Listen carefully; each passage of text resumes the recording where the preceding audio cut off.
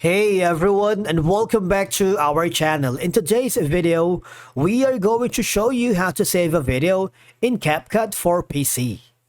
Let's begin. Now, the first thing that you need to do is to log in using your credentials. If this is your first time in Capcut, I want you to click the sign up option. From here, just follow the on-screen instructions and you're good to go. Saving a video here in Capcut is very easy. You just have to follow these simple steps. Of course, you need to launch the Capcut app on your PC, and then if you haven't already, just click the create a new project to begin your work. But if you have already an existing project, just click on it.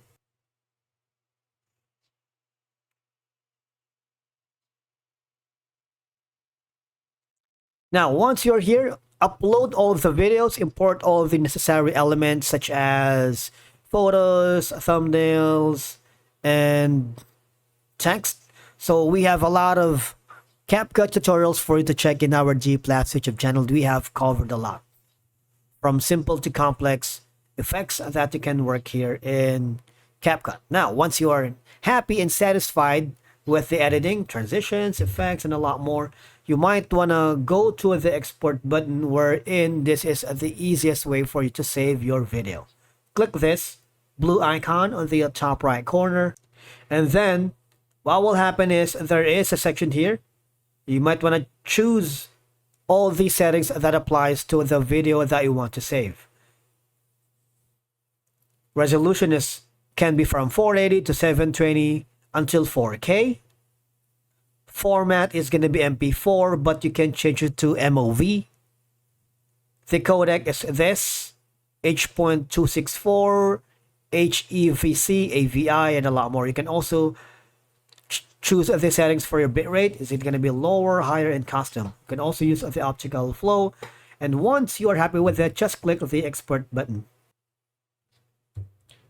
You have all these. If you want to try to remove the watermark removal or export with watermark, or go watermark free with the Canva Pro, right?